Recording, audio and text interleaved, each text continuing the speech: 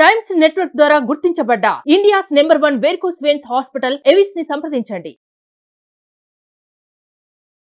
Welcome to Suman TV. నేను మీ Suman TV Nag. Kolkata ఇన్సిడెంట్కి సంబంధించి కొత్త విషయాలు అయితే వెలుగులోకి రావడం జరుగుతుంది. అయితే ఎప్పటికప్పుడు మేము అప్డేట్ ఇస్తూనే ఉన్నాము. దానికి సంబంధించి ఎంత త్వరగా జస్టిస్ జరగాలని కోరుకుంటూ ఉన్నారో అంతే త్వరగా మేము కూడా జస్టిస్ జరగాలని కోరుకుంటున్నాం మీతో పాటు.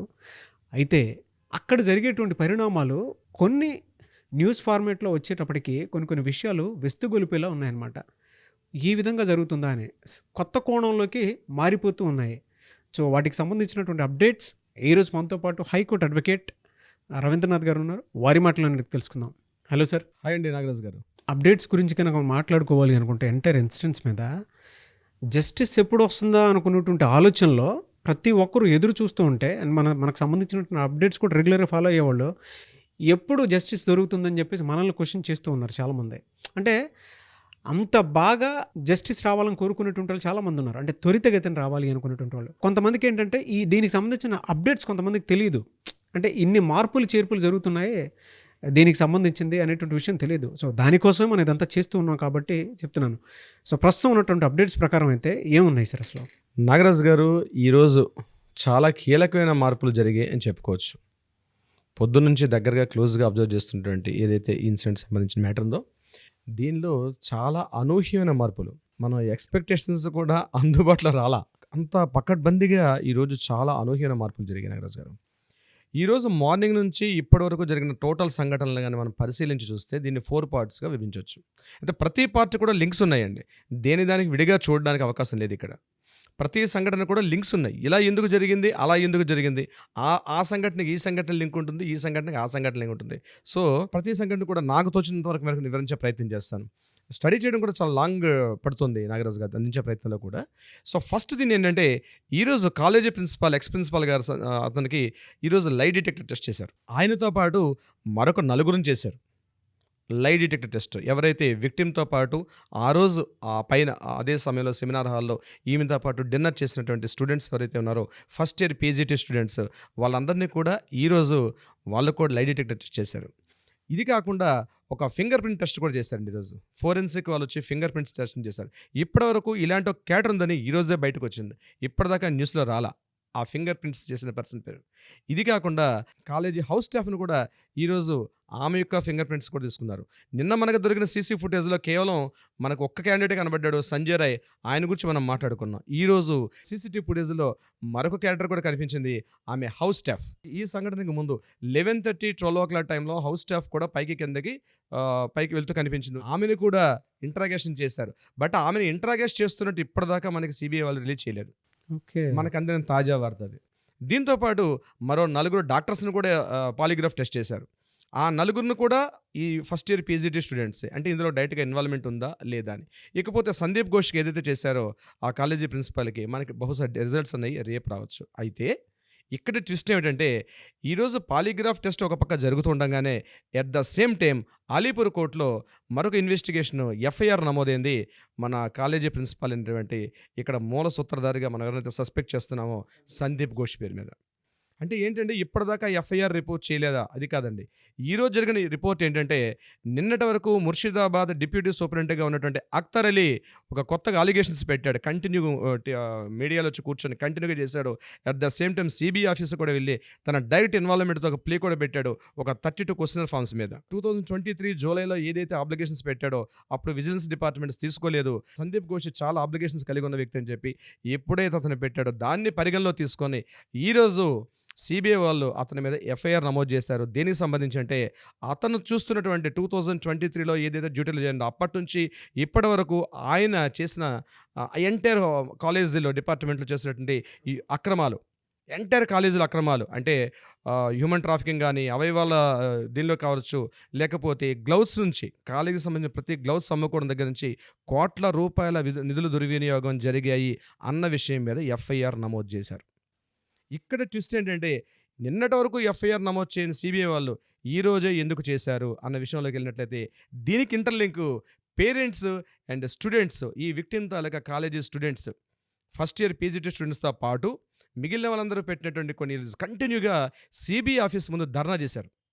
ఏమని ధర్నా చేశారంటే, ఇదేదైతే ఇక్కడ ఇంట్రాగేషన్ జరుగుతుందో సిబిఐ ఆఫీస్ వాళ్ళు, సిబిఐ వాళ్ళు చేస్తున్న ఇంట్రాగేషన్ కరెక్ట్ కాదు.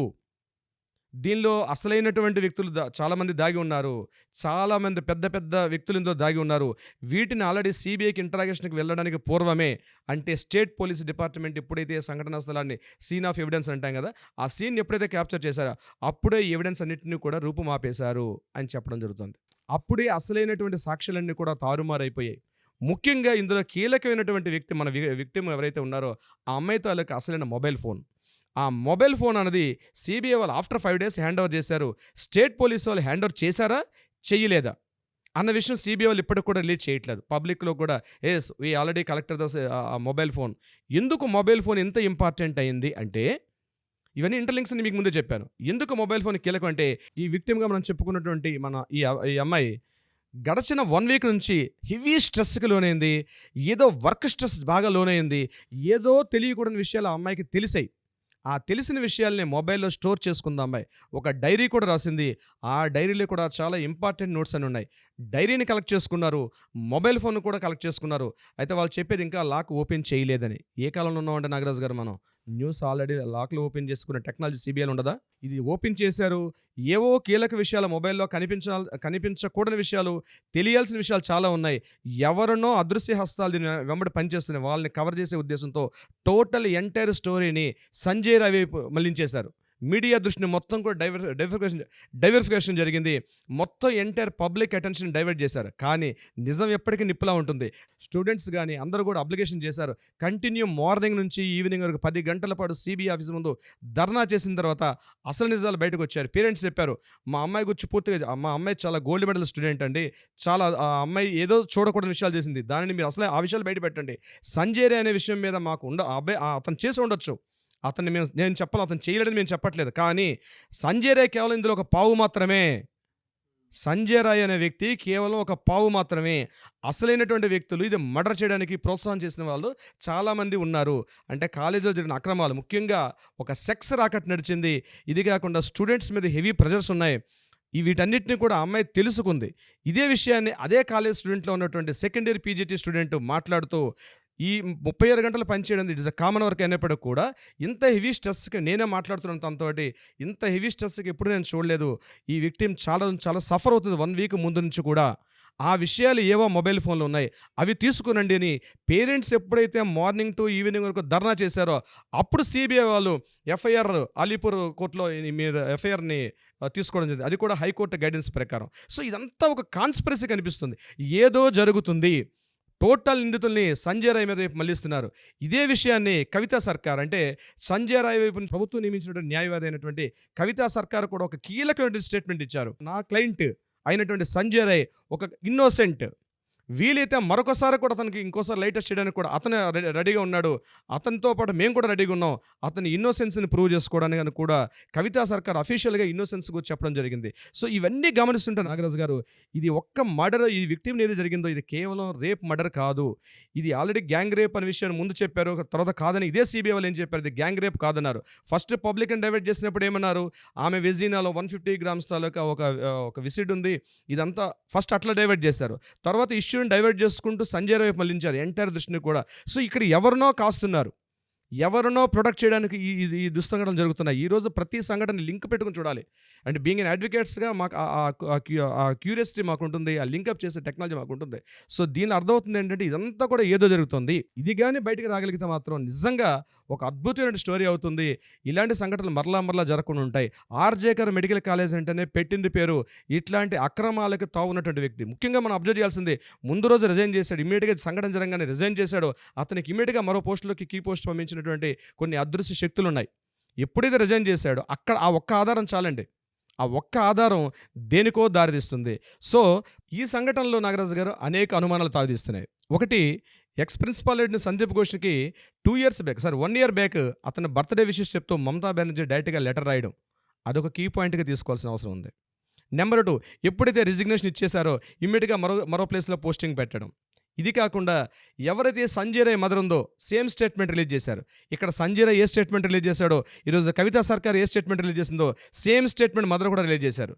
మా అబ్బాయి కేవలం ఇందులో ఒక పావు మాత్రమే, అసలైన దోషులు ఉన్నారు, వాళ్ళని పట్టుకుంటే నిజాలు బయటకు వస్తాయని చెప్పడం వాళ్ళ మదర్ కూడా ఇచ్చిన స్టేట్మెంట్. ఇది కాకుండా మమతా బెనర్జీ ఒక రాష్ట్ర ముఖ్యమంత్రిగా, వైద్యారోగ్య శాఖ మంత్రిగా ఉంటూ కూడా ర్యాలీ తీయడం, చరిత్రలో ఎక్కడ లేని విషయం, ర్యాలీ తీసి ధర్నాలు చేయడం. హోమ్ మినిస్టర్ ఉండి ఒక వైద్యారోగ్య శాఖ మంత్రిగా ఉండే ర్యాలీ ధర్నా చేస్తూ కూడా ఒక స్టేట్మెంట్ ఇచ్చారు ఆవిడ.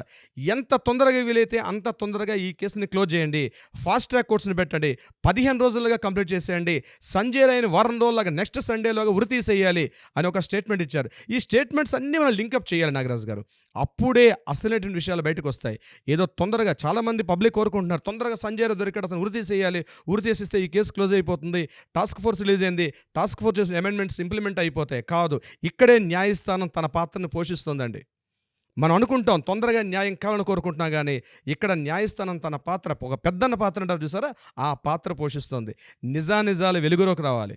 సిబిఐ ఇచ్చింది కరెక్టా కాదా, ఇవన్నీ ఇంటరాగేషన్ జరుగుతాయి.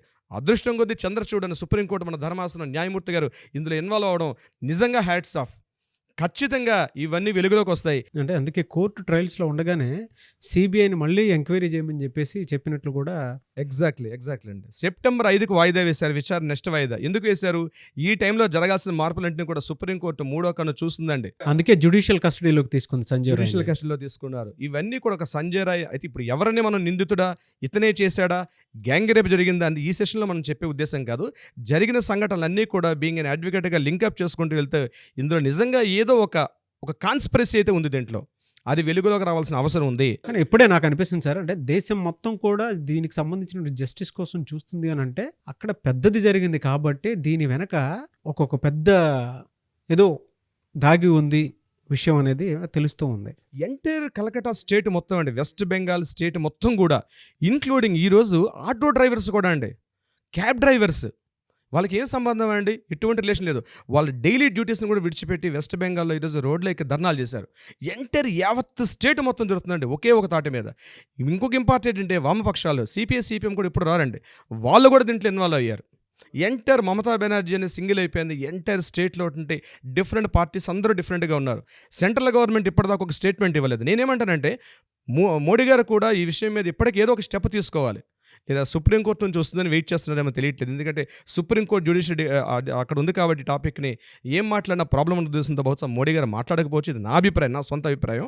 బహుశా ఏదైనప్పుడు కూడా ఈ ఇష్యూ ప్రతిక్షణం తారాజువ్వల రగులుతున్నటువంటి ఒక నిప్పు కొలిమిలా ఉందండి. రాబోయే ఏమి మార్పులని జరగవచ్చు.